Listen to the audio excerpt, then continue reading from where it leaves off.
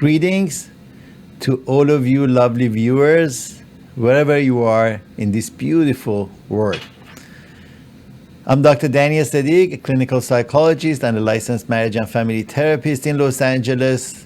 Looking forward to speaking with you about topics that are interesting in everyday life.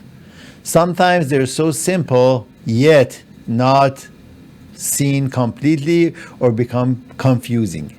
And one of those issues, as we have started talking about, is relationships. Today, we're discussing a part of relationships that we can call intimate relationships. And the word intimate, in a way, in intimate relationships, has the connotation of a sexual relationship.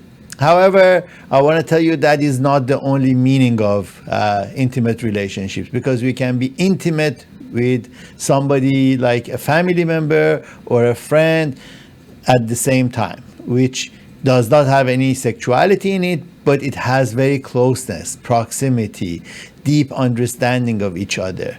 And we need to appreciate these kind of relationships because they're very unique. There are not so many of them that we have every day. And once they come about, they require a certain caretaking, diligence, and valuing these kind of relationships. Often enough, there are small things that create a difficulty or a distance between people in these kind of relationships. And to avoid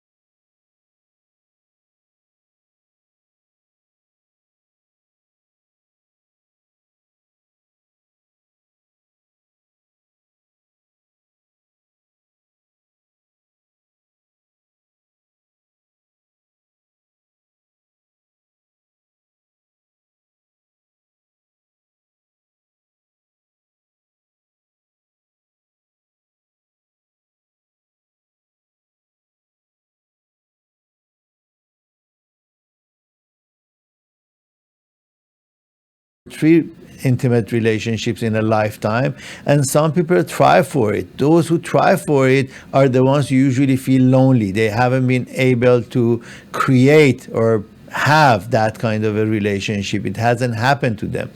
But if you want it to happen to you, then you need to understand that it is you who put yourself in there once you find somebody that you really care for and you see that they are bringing what you like in life.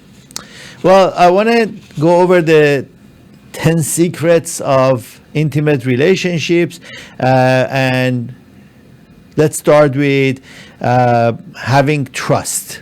Okay, trust is a complex subject. We all have certain trust, but then this trust can be broken if we see that what we hoped for is not received.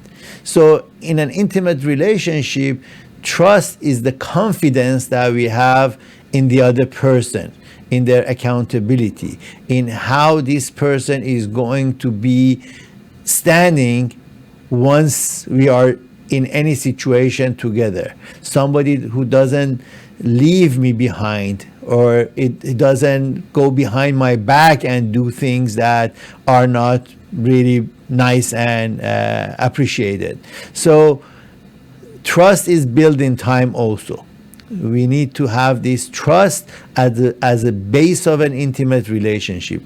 If this trust is coming and going, it's not stable, if it's very vibrant, then it cannot be an intimate relationship, because every time that something happens and the questions arise about the stability of this relationship, it sets back, and to build it again to the level that it was may not even be possible.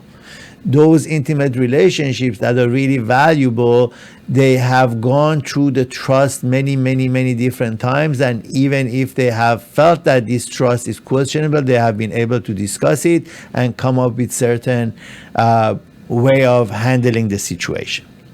Second, that is really important, is commitment. Well, commitment is really an interesting subject, because not only it's in the relationship, first it starts with you. If you're a committed person, that means whatever undertaking that you begin, you fully engaged in it. You're not letting it go. You're staying with the course of it. And this kind of commitment makes you a successful person. Now, let's take this committed person and bring him or her into a relationship. And now when this is a committed relationship, the time doesn't matter again, because it's indefinite, because it's timeless. When we are committing to someone, it doesn't mean that I'm committed to you for only today or next week or a year from now. That commitment in an intimate relationship is forever. We are saying that I'm going to be there for you, with you, in any situation, anything that happens. So that's really an important subject. How committed are you in your intimate relationship? See, in a marriage, which is a very good example of intimate relationship, that commitment is the foundation of the marriage. So it becomes, and then trust is built after that even, because once you're committed, then the trust comes in, and we see that this commitment creates more value for us as something that we can rely on and have there for us, have the confidence in it. The third secret that we need to discuss is our growth from me to we. Okay. Interesting enough, we had a program with this name called From Me to We, which talks about how each person as an individual needs to be at peace, in integrity, in a love, self-love with themselves, before they can be in a relationship. Now, in an intimate relationship, the me and the me of two people becomes one, that we call it the we. So the we is one unit, is not separate. The we is the two or the individuals that are committing into this relationship and staying together and create a we from the me's that they are. Then in order to have a valuable we need to look in the me first and see what is my part of this, what is my responsibility, how am I taking care of my end. Number 4 on this list is mutual responsiveness. What does it mean? It means that we need to be reciprocative of each other in different ways. That means that there is a give and take, that we, each person in this relationship is allowing themselves to give and receive. That we are not in a one-way relationship, that I'm just giving something and I'm not receiving, or vice versa. So being there for each other, celebrating all the good, going through sadnesses, at every step of life, an intimate relationship holds and goes through the situations with this we at the center of it. So as we are not backing off, even if I'm not receiving enough today, but then it cannot be one way that I never receive and I always give. So that doesn't create an intimate relationship, because at some point it is going to break up and not have the values that we are discussing. Well, the next one is caring. Okay, and caring is something that, you know, we all think that we are very caring people. You know, I care about myself, I care about others, but caring in this definition, it's a little bit more. It's a little bit more involved. It is creating comfort, creating peace, creating an environment that this environment is beneficial for this relationship. So creating that kind of a possibility, it's real care. And it's not just in the words, it's not just in the thoughts, it's in the action. This kind of a care is showing in a relationship that how I am willing to put my selfishness aside and bring my whole person into this and be there with you in this loving way, that I want the best for you as my partner or in this intimate relationship. So that care becomes really important because it's the concern for each other's well-being. And well-being is a key issue in a whole health. As you know, at Willow Wellbeing, this is the topic of our work, and well-being is care. Actually, when we talk about well-being, means how we care about ourselves and others in a holistic way. Number 6 on this list is sharing information, being transparent. If I don't give you enough information, if I'm not there clearly with you, if I'm holding back anything, intimate relationship is not going to be really intimate, because in intimacy, we see each other naked. We see everything about each other. So if we are in this type of an intimate relationship, transparency and being naked is really important. We need to be able to fully expose ourselves in an intimate relationship. There are no secrets in an intimate relationship. When you keep secrets, the secrets become a barrier to these type of relationships. So the strength of a relationship really shows up in how transparent it is and how much we can confide in each other, how much we can just put from our heart out without fear of being judged, without fear of not being accepted, without fear of not being seen as good enough. The vulnerabilities of us are coming out in these kind of intimate relationships. I'm all heart in this relationship, and I can be there without having my mask, not literally in this situation of COVID, my mask, but the mask that we wear in life. You know, we just have certain ways of showing up in different places, that is not necessarily the true self. But in an intimate relationship, we are showing our true self. We're taking off all the masks in this relationship, because wearing those masks again creates that barrier, that distance between me and you. So the we is not going to be formed. Number 7, excuse me for a second,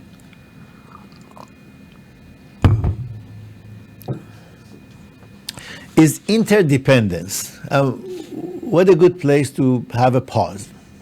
Well, interdependence is one of my most favorite words. Why? Because we often talk about independence, dependence, or codependence. We don't talk enough about interdependence. So when we're talking about independence, yes, I'm a unit by myself. I am the me and all there is, I'm an individual. So it doesn't go into the we part of it, right? Codependence becomes how you and I are falling on each other, how we only use each other as a tool, as something of an object that I'm relying on, that I'm depending. So it doesn't have the depth of an intimate relationship. So codependence is actually not necessarily a good thing. It could be negative, because if I'm codependent, means that my independence is in danger and I'm not on my own valuing myself. So that is not something that we're looking for in a relationship that's intimate. And then if I am independent or codependent doesn't work, then how about interdependent? Interdependent means that I am here fully, you are there fully, and within this fullness we can reach out and touch each other in many different ways, emotionally, mentally, even physically. This intimacy creates an interdependence of two individuals who are there yet mingling with each other independently but together. It's a beautiful way of seeing ourselves. And then dependence is something that we don't want. We don't want to be a dependent person, because the dependent, as in codependence, is becoming fully engaged on having needs met by other people, which is even worse than codependent. So a dependent is like an addict. They cannot let go of the addiction. So interdependence is the key in a successful intimate relationship, as we are both pursuing each other's happiness and growth. Let's work on interdependence in our relationships, because it is so meaningful and so beautiful. It's giving and taking deliberately with the intention of raising each other. Number 8 on this list, acceptance.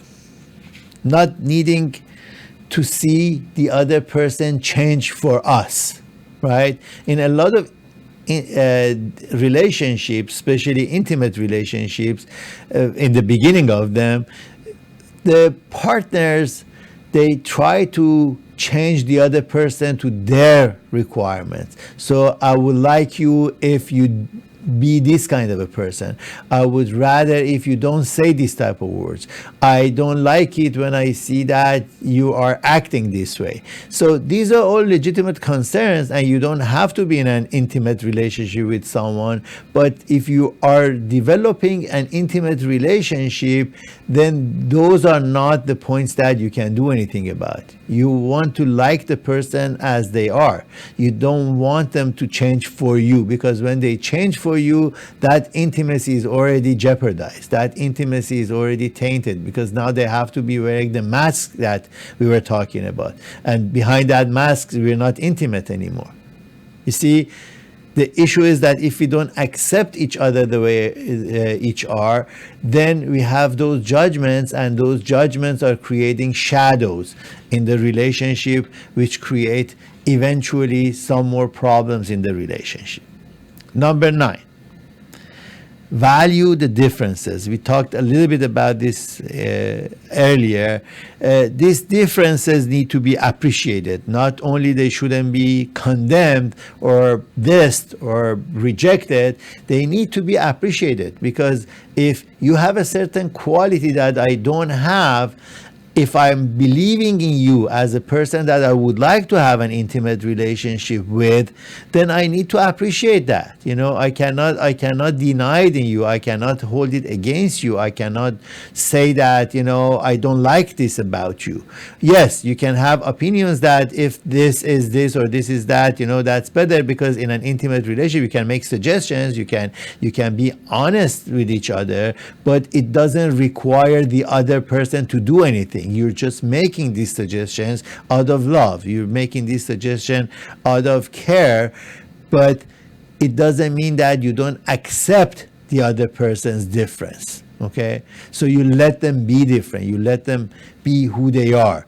And if you cannot do that, then this is not an intimate relationship for you. Please consider that. Then you think that this is intimate, but it's not. And the last one, which is, I saved it for now, is do not make any comparisons. You cannot compare your intimate relationship with someone else's. Why? Because each one of us is unique, and each partner is unique, and the two of us together are unique.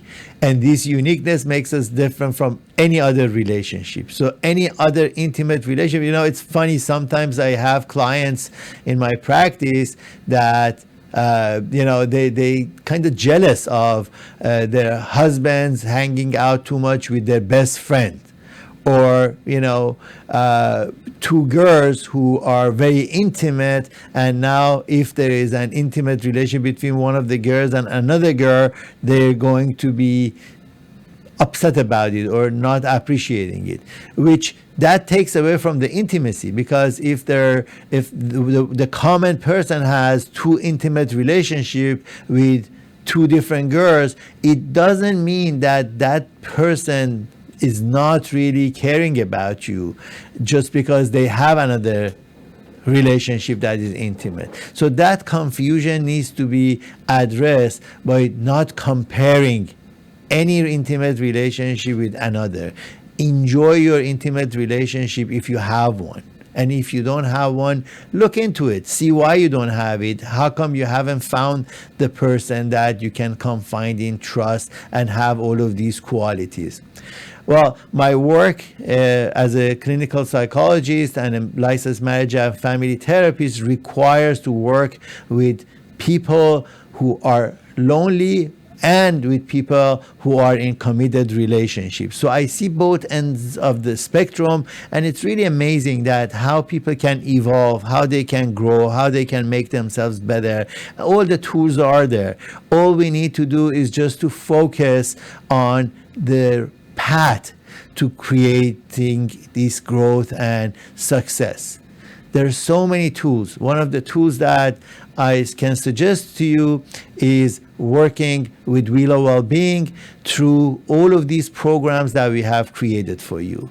We have created an online base called the Wheel Select through the Wheel of Wellbeing, which when you become a member of this Wheel Select, you have all of the options for growth. We are there for you to support you at every step of the way. If any of these topics that I discussed today about intimate relationships are triggering you, if you see something about you, please reach out and let us be of support, give you some light into this dark situation.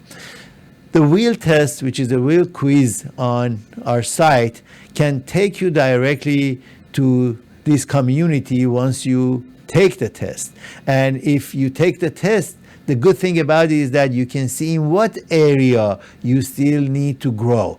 And this growth eventually leads in having better relationships. And one of the elements of these 8 spokes that we continuously talk about is relationships. And in relationships, there are so many different ways that we need to understand. Communication is the key into all relationships, as we discussed in the last program, which if you haven't heard that program or haven't seen that program, please go on the archives of togethernessmedia.com, look for the evolving mind, and the last program was about relationships. We discussed 4 different kinds of relationships, which today we're continuing with the intimate relationship. If you have any questions, please feel free to contact me via email at drdsadigh@gmail.com, or you can just reach out if you become a member of the Wheel Select community. I'm accessible to you. My co-founder of Wheel of Wellbeing and my wife, Coach Bonnie, is there. Also, both of us are dedicated to giving you information, to just be there and support your questions, your needs. Please do not hesitate to be with us. To close the program, I just want to tell you something. In relationships, show yourself fully. Do not hesitate to show who you are. Choose your partner wisely. Why? Because if you make a mistake, it's going to take you time to figure it out. So before you really get yourself involved in a relationship, please learn more about the person, understand more about the qualities, and see how, the differences that you have, how is it going to be working for you or not. Be mindful of your feelings. We talk about this really often. Feelings are really important, and having a mindful attitude towards your feelings, it's really important in having relationships and communication. There's a big part of balancing the wheel book, which is also as part of what you receive at Wheel Select, which I really would like you to take a look if you get a chance. In that relationship part, we talk about communication and how communication is a very, very particular way in relationships. And if we don't have this tool of communication, we can lose a relationship. And for that language, feelings is the alphabet. If we don't know the feelings, we cannot have that kind of a communication. Resolve conflicts. Don't allow conflicts to linger on. If something happens, get behind it and see how you can resolve it soon. Because if you're not active enough about resolution or finding that, amicable place in this relationship, it can just go dark faster and faster and faster. And be who you want the other person to be. Okay? Don't try to change, as we said, but you can be who you want the other person to be. Just live that life. Be who you say that you like. And with that, I will wish you a beautiful day, night, wherever you are, a good life. And looking forward to speaking with you in the next time that I have the pleasure of sitting here and bringing you information. Have a wonderful time.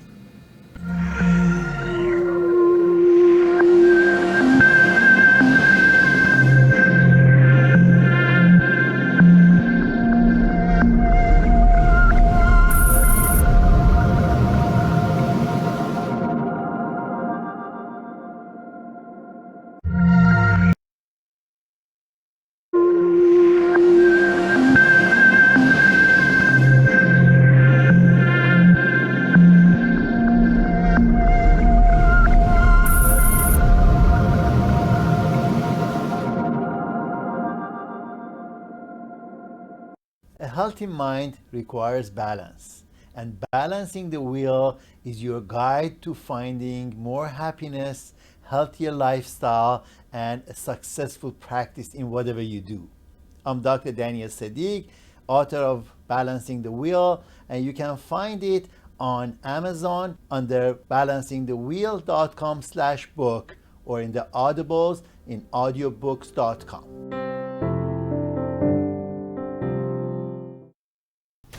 Do you have viruses or malware warnings? Have a problem with your computer and need help? 24 hours, 7 days. Computer emergency services. Convenience and savings at your fingertips. Download our free app and keep in touch.